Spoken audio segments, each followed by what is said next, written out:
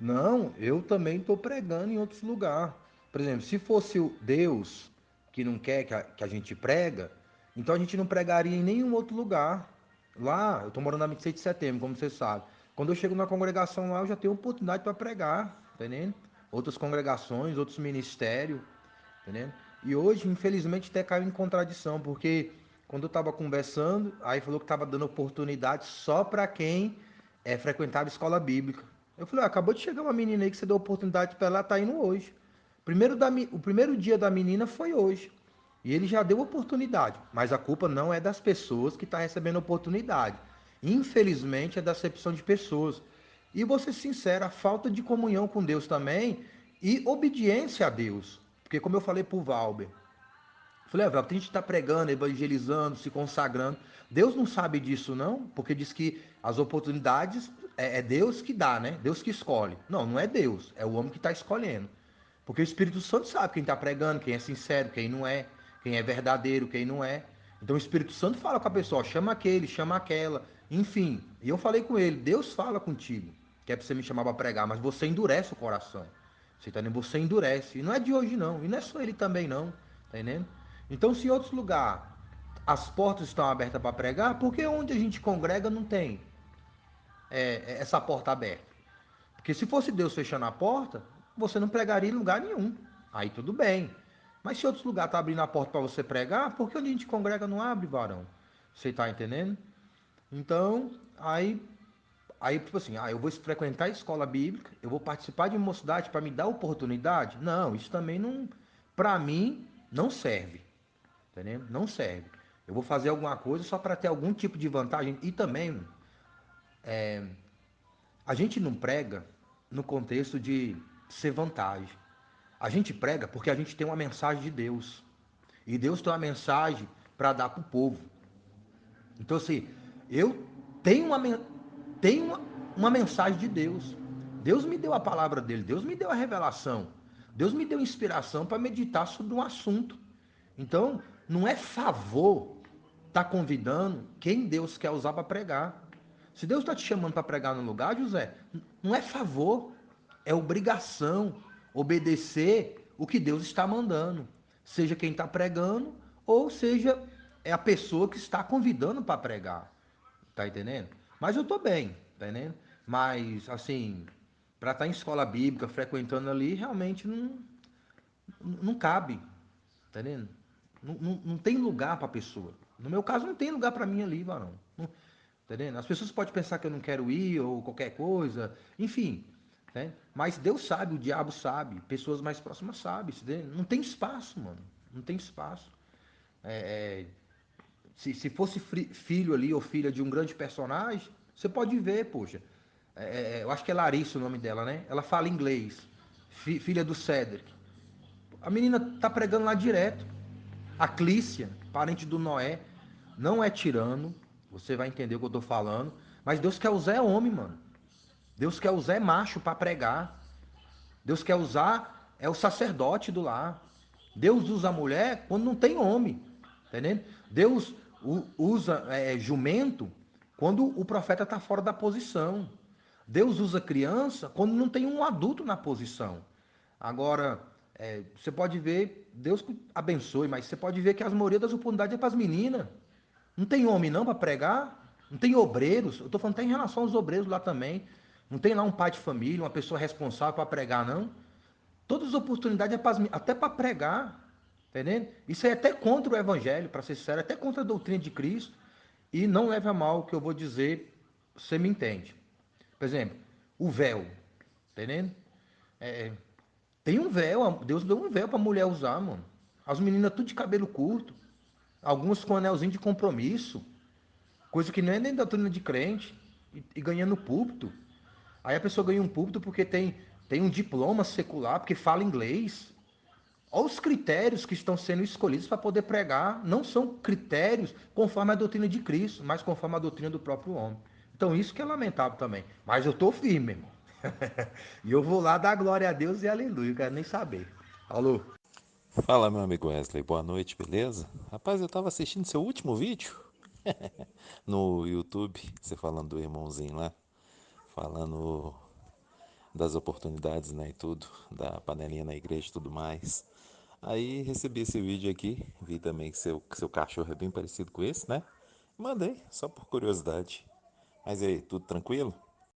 Tranquilo.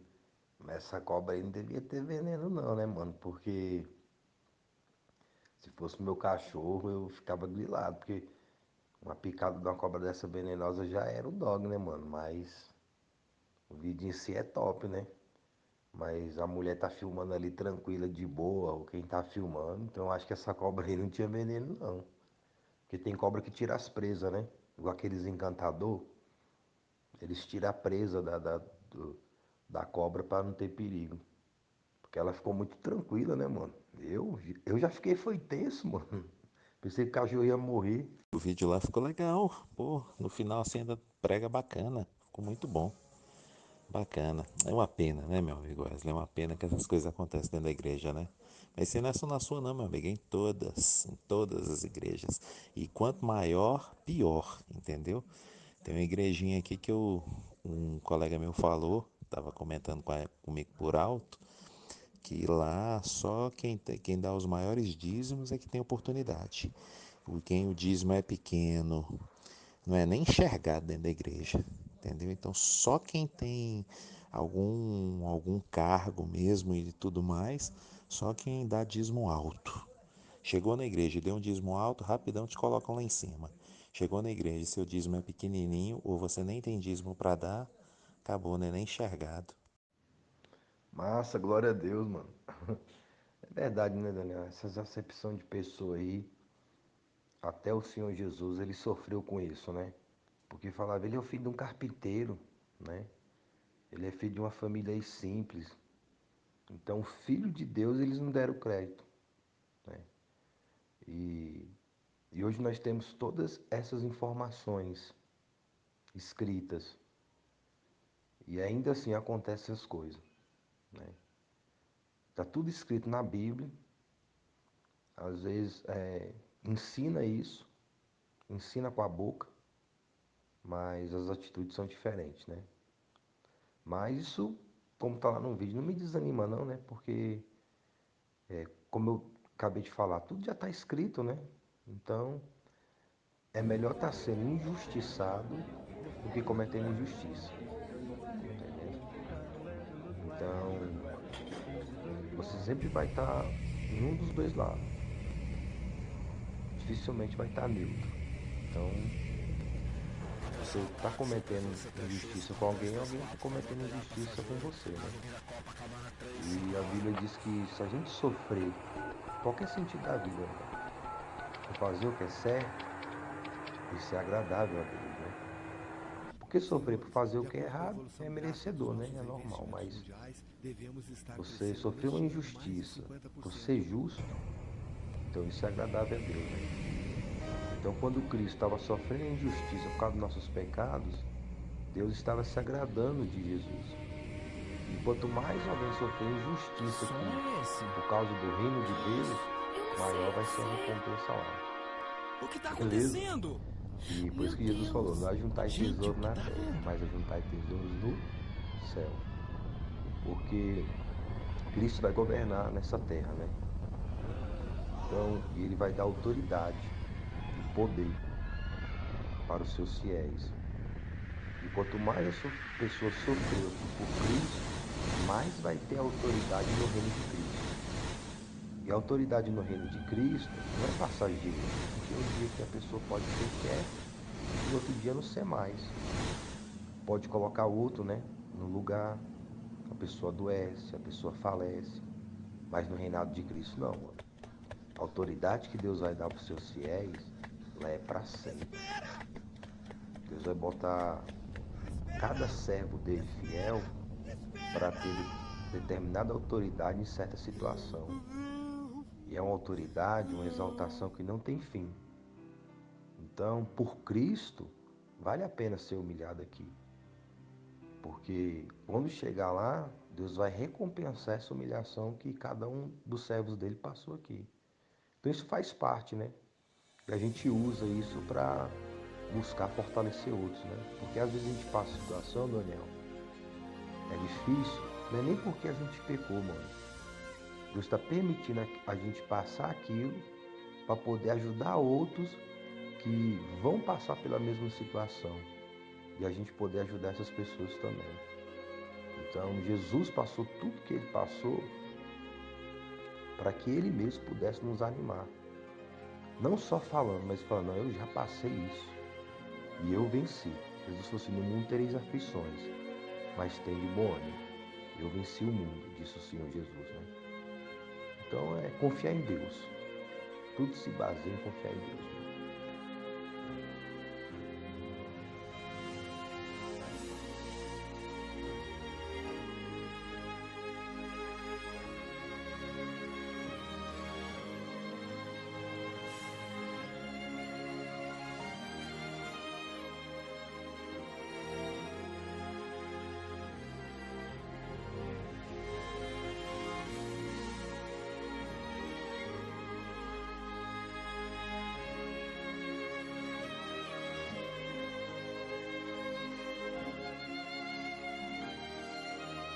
Bom dia, tudo bem? Tive uma certa oportunidade, eu fui convidado para pregar numa festa, numa congregação, a qual eu congrego. Preguei lá na parte da manhã, quando foi na hora de ir embora, depois do culto, algumas pessoas pediram para mim passar o dia lá. Uma pessoa me hospedou, almocei, tomei banho, descansei. Teve culto à tarde, teve culto à noite. E o jovem, líder daquela mocidade, ele me convidou para estar pregando ali numa festa que eles iam fazer. Em setembro, se não me falha a memória. E toda vez que esse jovem ele me via em algum lugar, no principal onde eu congrego, às vezes tinha algum trabalho lá, ele ia lá ou ele ia resolver alguma coisa. Ele falava, você vai pregar lá na festa. Você vai pregar lá no dia da festa lá dos jovens. Mas só que era um ano de eleição. E a congregação tinha o seu candidato.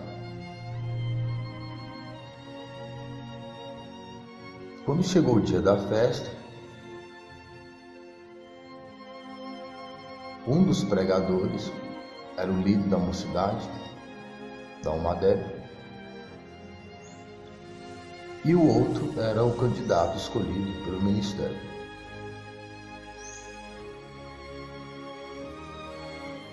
Eu olhei o cartaz, eles fizeram cartaz, a coisa toda.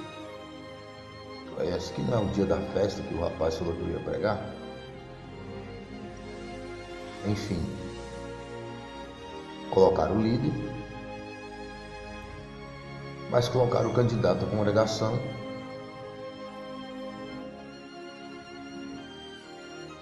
Porque era mais cômodo para se alcançar mais eleitores. E não só nesse lugar, mas em outros lugares sempre estava ele pregando, o candidato da congregação. Então me tiraram outros, por causa de glória e honra e louvores humanos. As pessoas, elas não entendem o que é o mundanismo. Às vezes se prega sobre o mundanismo, para não deixar o mundo entrar na igreja, mas eles não trazem o que realmente é o mundanismo dentro da congregação do ministério. O mundanismo, na sua essência, é o sistema romano, de glória e honra e louvores voltados para si mesmo. Por consequência, é uma idolatria. A Bíblia diz que o amor ao dinheiro, o amor às coisas boas dessa vida, a Bíblia chama isso de idolatria. A Bíblia diz que quem tem ambição por essas coisas, não pelo necessário, mas quem tem ambição das coisas desse mundo, a Bíblia chama eles de idólatra. No livro de 1 João fala que o amor do Pai não está nessas pessoas. O sistema mundano, o amor do Pai não está no sistema mundano. O amor do Pai não está no sistema de Roma. O Espírito Santo não está na inspiração de glória, honra e louvores humanos. E essa influência está em todo o meio religioso, de uma maneira ou de outra, de qualquer religião e de todas elas. Época de eleição na congregação é um dos piores momentos para os crentes que quer buscar a Deus. É dissensão, é porfia, é emulação, é contenda, é divisões, é brigas psicológicas, chega até às vias de fato, físicas, agressões, a maledicência, a injúria, a calúnia. Cada um quer que vota no seu candidato, o do outro é do capeta, do outro é do diabo. E o púlpito se torna palanque eleitoral para esses tipos de discurso. Usam-se de partes do Evangelho para poder estar dando crédito às suas convicções terrenas, materiais, animais e diabólicas de glória e honra e louvores humanos de Roma. A igreja primitiva passou muito isso. Na realidade, todo servo de Deus, até no Velho Testamento, já passava lutas com o espírito de Roma, porque ele é governado pelo espírito do anticristo. Então, o espírito do anticristo, desde lá de Eva, com Adão, ele já estava operando e operou em Eva e operou em Adão. E operou em todos os líderes e reis de Judá que se corrompeu e os outros que haviam já se corrompido. Porque todo ser humano ele vem de uma origem cristã. Todos nós viemos de Adão e Eva e depois de Noé e sua descendência. E a princípio todos tiveram acesso a Deus, até mais do que nós nesse contexto. E as gerações foram vindo, o espírito do anticristo foi corrompendo e corrompeu nações, povos, mas começou com indivíduo e famílias. Pessoas corrompidas pela idolatria de glória e honra e louvores humanos, a qual nos dias atuais é bem notório no meio gospel. Então, quando vão se pregar sobre mundanismo, eles não chegam nas vias de fato nesse contexto que você está ouvindo aqui. Por quê? Porque eles vão ter que estar pregando contra eles mesmos. E eles vão estar desmascarando as suas próprias hipocrisias e fingimentos nessa época. Pessoas deixam de congregar, pessoas se afastam, pessoas buscam alguma congregação que não está envolvida nessas coisas. E agora, pelos acontecimentos atuais de pandemia, deu uma cessada. A igreja voltou a buscar o reino de Deus, a sua justiça em primeiro lugar. coisa que os verdadeiros já estavam fazendo. Os verdadeiros já estão buscando a Deus em espírito e verdade desde o momento que receberam o novo nascimento. Mas há pessoas que ainda precisam nascer de novo, mesmo sendo líderes. Tanto é que na época de Jesus Cristo, os líderes da época, os estudiosos, os teólogos da época, estavam totalmente corrompidos com Roma. E por causa da aparência, rejeitaram o Cristo. Porque Cristo não veio na aparência de Roma e nem pregou na inspiração de Roma. Cristo não veio pregar das coisas da terra, ele pregou as coisas do alto. E quando ele falava algo sobre a terra, ele estava querendo revelar algo sobre o alto. E a inspiração de Roma é diferente, eles pegam algo como que do alto e traz para o contexto terreno, para as pessoas viverem para este mundo, para a glória e honra e louvores deste mundo. E quando uma pessoa ela tem uma inspiração do alto, quem tem inspiração da terra se incomoda e combate contra a inspiração do alto. Porque eles não querem deixar de amar a glória, a honra e o louvor deste mundo e não querem perder isso. Saul é uma evidência disso. Saul não queria perder a sua glória, a sua honra, o seu louvor, o seu trono. Enquanto Davi não queria perder a presença de Deus. Todos pecam. Mas a atitude em relação a quem quer a glória e honra e louvor de Deus é sinceridade e verdade. Não pelo trono, mas pelo dono do trono, que é o próprio Deus. Porque Davi sabia que ele não era dono do trono. Davi sabia que ele não era dono da bênção.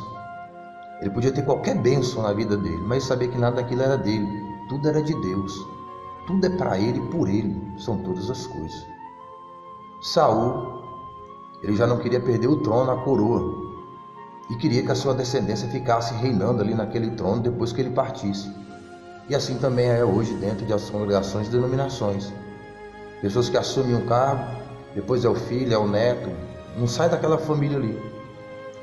Tem denominações que falam que a mulher não pode liderar, que é o homem que tem que ser o cabeça. O homem morreu, um filho assumiu, o filho pecou, trouxe escândalo, não passou para outra família. Quem assumiu? As filhas. As filhas assumiu a liderança do ministério grande. E diz que tem doutrina, que não pode assistir televisão e tantas outras coisas mais. As mulheres tomou a liderança, sendo que a doutrina deste lugar é que mulher não pode tomar liderança. Mas a mulher tomou, por quê? Porque não abre mão, é um sistema romano. Como eu disse, o sistema romano, ele está de uma maneira ou outra em todas as religiões. O sistema romano só não está em quem nasceu do Espírito Santo. Porque o Espírito Santo combate contra o Espírito do Anticristo. E o Espírito do Anticristo não pode estar onde está o Espírito Santo. Mas onde não está, ele tem a influência. Mas você sofre o combate e você sofre a tentação do Espírito do Anticristo. Cristo estava no deserto e Satanás veio tentar ele nas necessidades terrenas, materiais e físicas, mas Jesus não se deixou corromper por nenhuma delas, porque ele não veio da terra, mas ele veio do céu, que antes de todas as coisas Cristo já existia.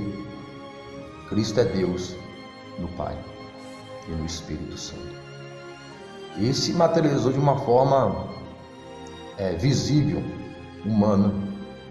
O amor se materializou em carne e sangue e habitou no meio dos seres humanos, manifestando a imagem e semelhança de Deus e as atitudes que agradam a Deus. E as atitudes que agradam a Deus não agradaram a liderança da época, porque não pode agradar o espírito do anticristo, que é o espírito de Satanás, que é o espírito que está no mundanismo, que é a doutrina romana, a qual é o que está influenciando pessoas, gerações, a viver para a glória e honra e louvores humanos da terra. Pessoas que falam de arrebatamento, mas elas não querem ser arrebatadas. Elas falam do céu, mas elas não querem ir para o céu. A alma sabe quando é salva ou condenada. Pessoas que não têm a salvação da alma, elas não gostam que falem do céu. Para elas falar do céu, eternidade é tristeza, porque elas não têm a convicção que só o Espírito Santo pode dar para quem é salvo. Por consequência, ao contrário, quem tem o Espírito Santo e nasceu de Deus, quando fala do céu de eternidade, se alegra. É um consolo que ultrapassa as aflições e angústias dessa vida. Porque a pior angústia, a pior aflição é a da morte. É a falta de convicção de onde está indo. E a alma sabe quando está condenada. Então, quando a alma está numa aflição de morte, ela sabe que está condenada, porque Deus soprou o espírito de vida dentro do ser humano. E esse espírito de vida, ele comunica com o espírito, com nossa alma, falando se a pessoa é salva ou não. E esse espírito, quando ele não está ligado com o Espírito Santo, ele está informando a nossa alma que estamos condenados. Quando é o arrependimento, a conversão, a confissão em Cristo como único Senhor e Salvador, a ligação do Espírito de vida com o Espírito Santo testifica em nossa alma que nós somos salvos. E esse é um consolo que nenhuma riqueza material pode dar. E o mundo não pode receber essa convicção, porque não conhece e também não o aceita. A doutrina mundana, a doutrina romana, ela não aceita o Espírito Santo. Porque a doutrina romana e mundana é morte, e o Espírito Santo é vida, e vida em abundância, porque ele traz a essência do Cristo, que morreu e também já ressuscitou. E mesmo os crentes na igreja primitiva, que estavam fervorosamente perseguidos pelo sistema romano, mundano, eles não abriram mão de suas convicções. Eles não abriram mão de suas convicções por causa de glória, honra e louvores humanos. Moisés preferiu estar no deserto do que estar na regalia do palácio com o faraó. Tantos outros profetas preferiram estar no deserto com Deus do que nos palácios sem Deus. E quando foram nos palácios, eles foram com Deus. Não por causa do palácio, da glória, da honra e louvor do homem, mas para levar os mesmos a se converterem. Deus pode levantar você em qualquer nível da sociedade, mas Ele está te levando ali para você transmitir o reino e a justiça de Deus, tanto em palavras como em atitudes. Quer ouçam, quer deixem de ouvir. Então, quando Deus nos levanta em qualquer tipo de lugar, não é por causa de nossa glória, de nossa honra, de nosso louvor. É por causa do louvor e da honra e da glória dele em Cristo, como único Senhor e Salvador da alma. Muitos não têm dificuldade de falar em Deus, mas eles têm dificuldade de falar em Jesus Cristo, na morte e na ressurreição de Cristo. Todas as religiões falam de Deus, todas as religiões falam de um ser superior, mas poucos falam sobre o Filho de Deus. Muitos falam de profetas, mas poucos falam do Filho de Deus. Não é profeta, não é religião, não é denominação que salva. Quem salva é o Filho de Deus, em sua morte, em sua ressurreição. E cada vez mais que se aproxima do retorno de Cristo, a perseguição de Roma, a perseguição mundana, tanto fora ou dentro dos templos, será mais fervorosa contra aqueles que nasceram do Espírito Santo. Como Ismael perseguia Isaac, assim o carnal persegue o espiritual, tanto interiormente como exteriormente. Interiormente, a nossa carne persegue nosso homem espiritual, querendo que o mesmo fracasse. Como exteriormente, pessoas que não nasceram do Espírito querem que nós fracassemos na nossa fé. E criam situações para que nós sejamos envergonhados, constrangidos, humilhados, para que nós venhamos abandonar Cristo, se apegar à doutrina romana, mundana, para receber algum tipo de glória, honra e louvor terreno. Que era isso que era oferecido aos crentes da igreja primitiva. Se eles abandonassem a fé e oferecessem sacrifícios, e cultuassem César e os ídolos, e negassem Cristo, eles recebiam privilégios. E eles não aceitaram esses privilégios, porque eles já estavam privilegiados com a salvação da alma deles em Cristo. Mas nem todos rejeitavam, muitos aceitavam. Aí faziam uma mistura, morno, mundo e Cristo, como se isso pudesse ser possível. Você está em Cristo ou você está fora de Cristo? Você é por Cristo ou você é contra Cristo? Você fala a verdade ou você mente? Se na verdade tem mentira, já não é verdade. Meias verdades não é verdade. Meias mentira é mentira completa. Então, muitos fizeram aliança com Roma, com a liderança de Roma, por causa da glória e honra e louvores humanos. Então, muitos fazem aliança por causa dessa glória, dessa honra, desse louvor mundano e perdem sua comunhão com Cristo. Mas ainda acham que estão com comunhão com Cristo, mas não estão, como era o caso dos líderes na época de Jesus Cristo. Eles pensavam que tinham comunhão com Deus, mas eles estavam afastados de Deus, onde o próprio Cristo chamou eles de filho do diabo e homicidas. Cristo, ele foi tido como louco pelos seus próprios familiares, a irmã Maria e os seus irmãos e irmãs. Cristo foi visto como um endemoniado pelos líderes. Cristo foi visto como alguém que tinha algum tipo de problema mental e psicológico. Por quê? Porque ele era contra o sistema. Uma pessoa ser contra a glória e honra e louvor para si mesmo? Não, uma pessoa dessa é louca. Uma pessoa dessa é endemoniada. Uma pessoa não quer os favorecimentos dessa terra por causa de algo invisível, que se existe esse invisível, porque muitos nem acreditavam. Mas quem realmente está convencido pelo Espírito Santo, quem realmente nasceu do Espírito Santo, para ele não é ilusão, e não é ilusão. Todos que morreram pensando que é ilusão, estão num lugar que eles estão vendo que é real, um sofrimento real.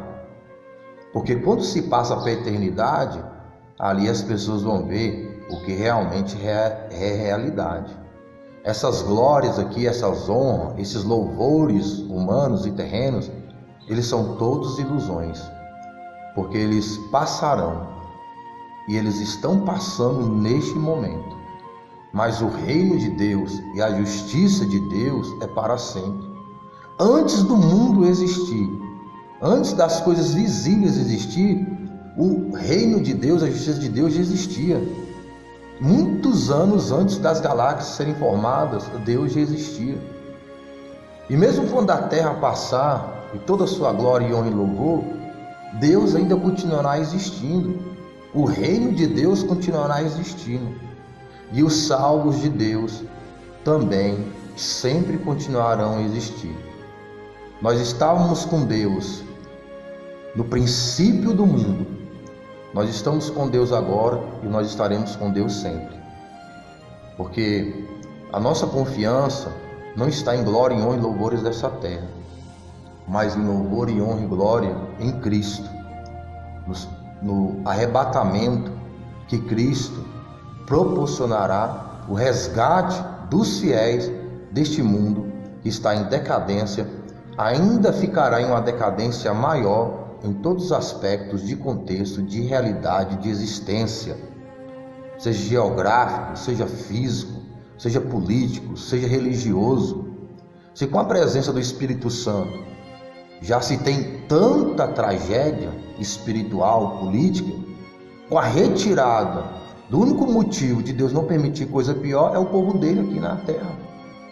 Deus só não permite coisa pior aqui na terra por causa do crente fiel. Porque crente, até Satanás é. Fique com Deus e boa meditação das coisas do alto.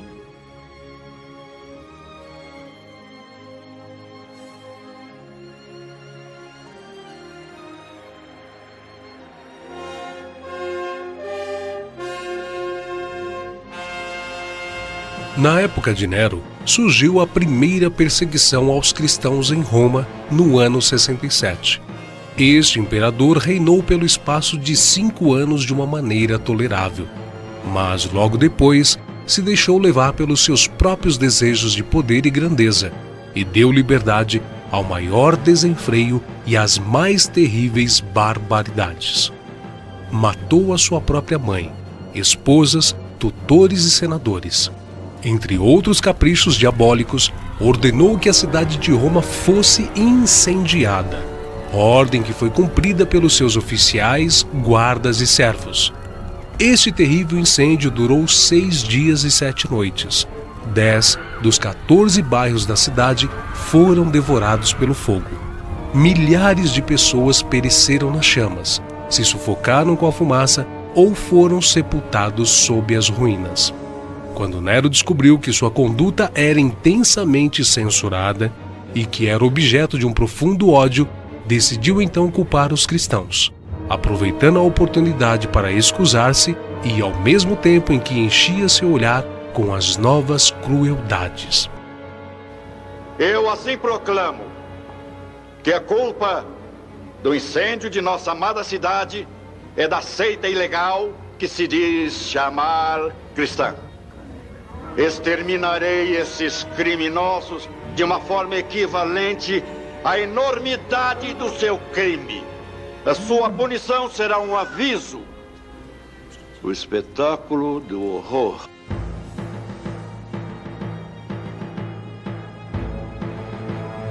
O imperador Domiciano levou a sério a ideia da divindade do imperador. Ele mesmo se intitulou Deus e construiu um templo em honra aos imperadores. Os cristãos se recusaram a participar do culto ao imperador e, por este motivo, foram acusados de rebeldia contra o império. Durante este reinado, surgiram várias histórias inventadas com o fim de prejudicarem os cristãos. Tal era o ódio dos pagãos que toda fome, epidemia ou terremoto que assolasse qualquer das províncias romanas era logo atribuído aos cristãos. Estas perseguições contra os cristãos aumentaram o número de informantes, e muitos deles, movidos pela cobiça, testemunharam em falso contra as vidas de inocentes.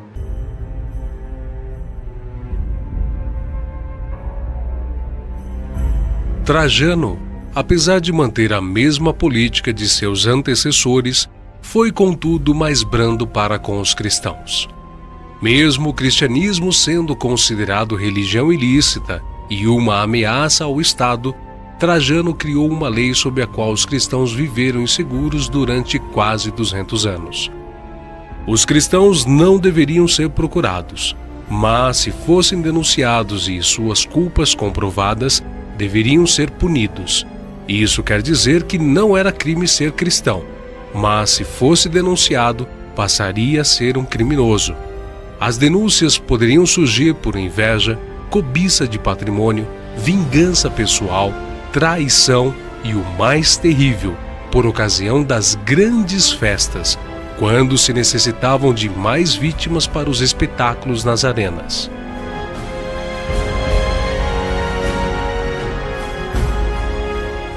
Adriano, o sucessor de Trajano, deu continuidade às perseguições na mesma intensidade que o seu antecessor. Mandou construir um templo dedicado a todos os deuses no panteão de Roma.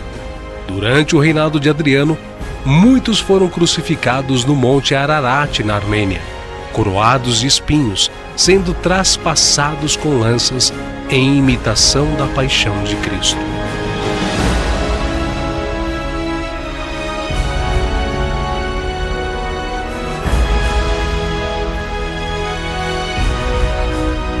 Adriano, ao morrer no ano 138 d.C., foi sucedido por Antonino Pio, que deteve as perseguições contra os cristãos por um tempo.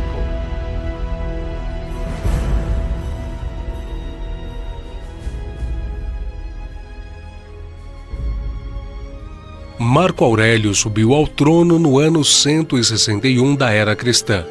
Era um homem de natureza rígida e severa, e, embora elogiável no estudo da filosofia e em sua atividade de governo, foi duro e feroz contra os cristãos, e desencadeou a quinta perseguição.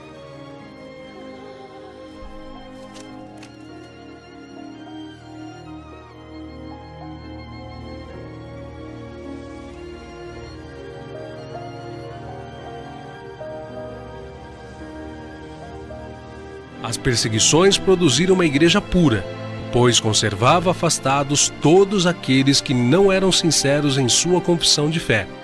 Ninguém se unia à igreja para obter lucros ou popularidade, riquezas e prosperidade, mas somente aqueles que estavam dispostos a serem fiéis até a morte.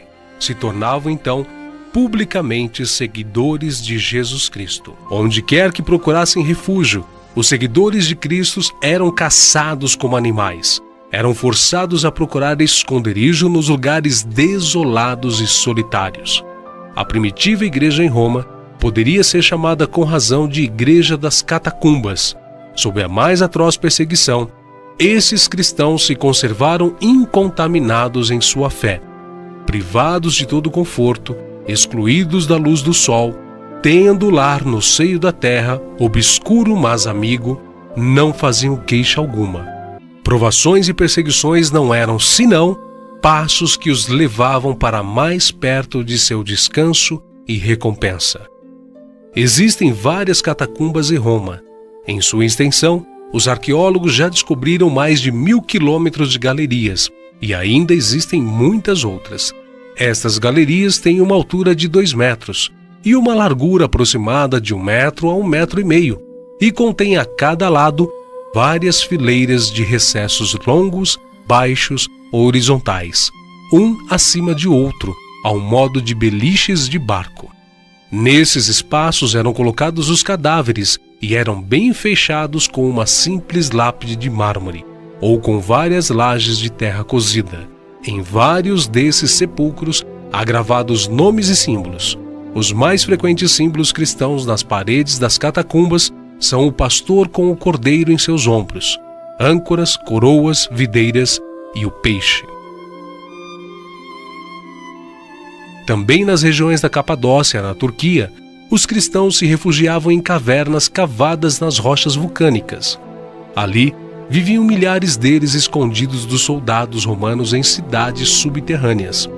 Nas cidades, haviam cisternas para armazenagem de azeite de oliva, armazéns de alimentos, cozinhas com sistema de exaustão para dispersar a fumaça, de forma que não fosse notada na superfície, poços de água, templos de culto e até 52 tubos, formando um incrível sistema de ventilação para que o ar entrasse e percorresse todos os níveis até os mais inferiores.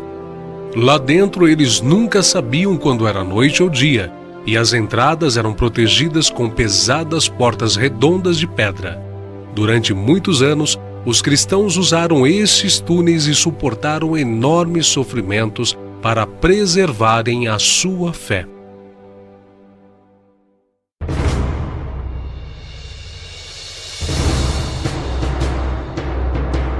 Com o imperador Sétimo Severo, foi dado mais um passo em oposição à igreja.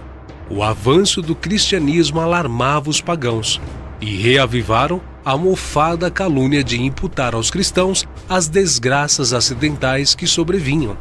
Os cristãos do norte da África foram os que mais sofreram com a crueldade das perseguições sob seu governo. Depois disso, as perseguições cessaram. Veio um intervalo de paz, com a expansão da igreja e milhares de novos adeptos para a fé.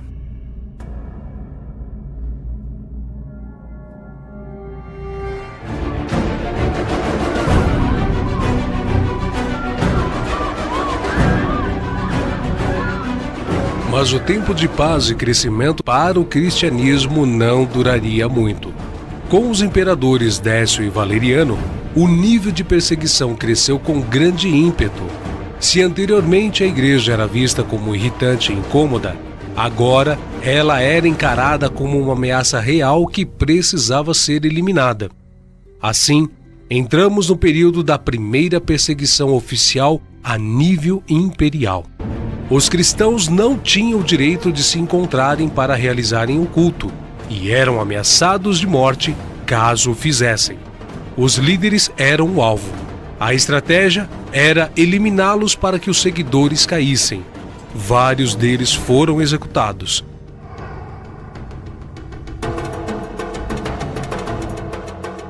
Outros foram encarcerados e torturados, a exemplo de Dionísio e Orígenes de Alexandria.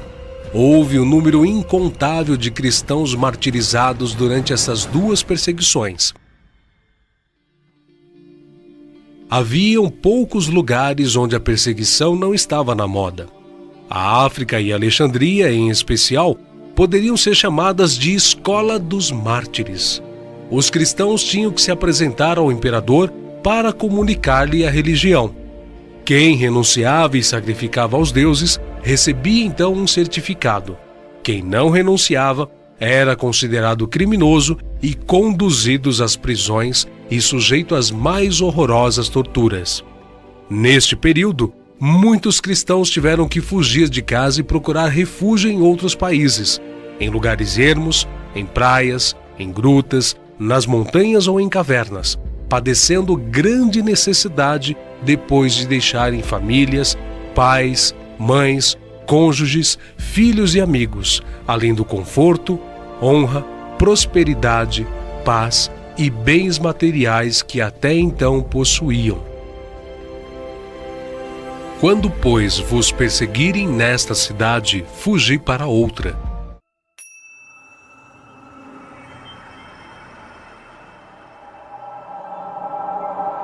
No final do 3º século da era cristã, o Império Romano era governado por uma tetrarquia: Diocleciano, Galério, Maximiano e Constâncio Cloro.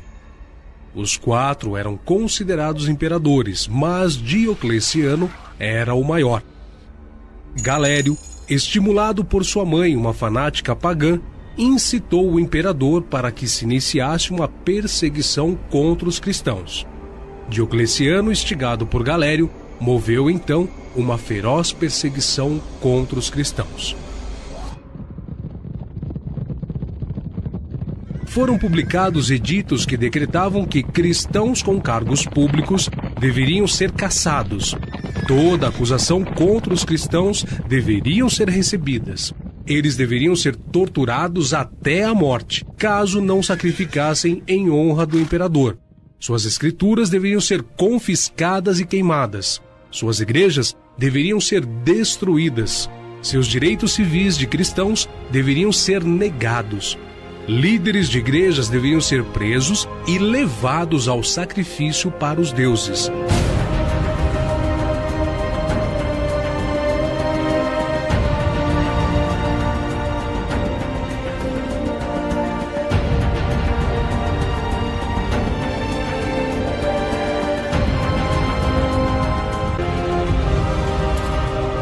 Muitas casas foram incendiadas e famílias cristãs inteiras pereceram nas chamas.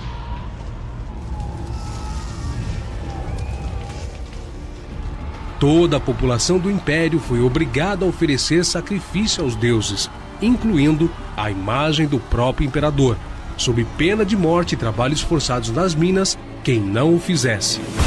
A perseguição se fez geral em todas as províncias romanas, mas principalmente no leste. Durou 10 anos e é impossível determinar o número de mártires nem enumerar as várias formas de torturas e mutilações sofridas por eles. Fogo, chicotes, espadas, adagas, cruzes, veneno e fome se empregaram nos diversos lugares para dar morte aos cristãos. E se esgotou a imaginação no esforço de inventar torturas contra pessoas que não tinham cometido crime algum, senão o de amar ao próximo como Cristo os amou.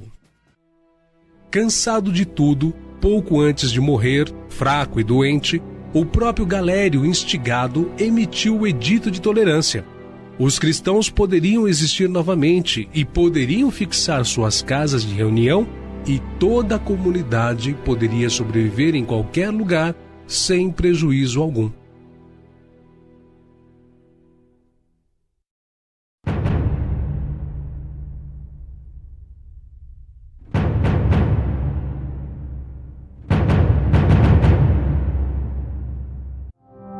Constantino foi proclamado imperador romano no ano 306 e não tinha nenhum sentimento para com os cristãos.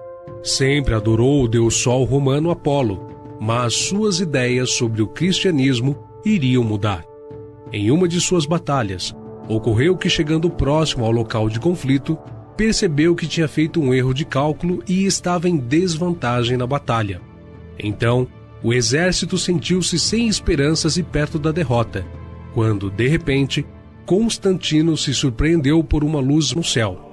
Ele disse que a luz tinha a forma das letras X e P, que em grego são as primeiras letras da palavra Cristo.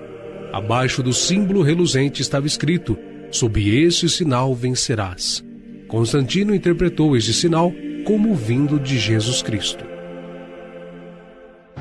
No dia seguinte, Constantino mandou que pintassem um sinal semelhante à cruz nos escudos dos soldados e conseguiu uma vitória esmagadora sobre o inimigo.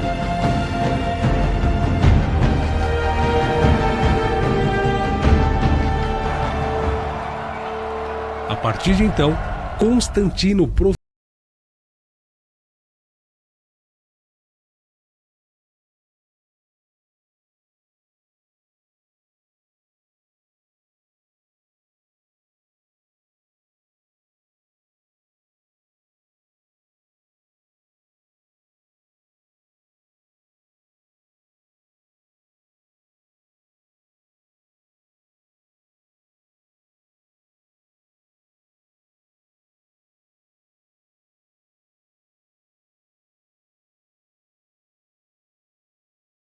foi proferido o Edito de Milão, concedendo a liberdade religiosa a todos os povos. Antigamente, Satanás lutava contra a igreja, mas não teve grande êxito. Então, resolveu mudar de estratégia e, ao invés de lutar contra, aliou-se a ela, dando-lhe a religião oficializada do império através do seu vaso, o imperador Constantino. Logo, toda a corte se converteu à nova religião, e aqueles que eram contra os cristãos passaram a serem a favor. O Papa, e não Jesus, passou a ser o Supremo e considerado o infalível. Toda obediência era devida à Igreja Católica Romana.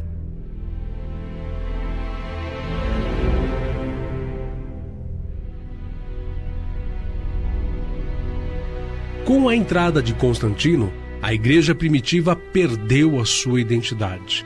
Antes de Constantino, a igreja crescia e Satanás era derrotado. Depois de Constantino, deu-se ao contrário. A igreja passou a ter glória, riqueza e poder. Satanás passou então a ser o vencedor. Satanás havia mudado a sua estratégia. Não mais investiu contra a vida dos cristãos, mas investiu na fama, na prosperidade, no luxo e nas honras sociais. A igreja passou a ter poder político e controle social.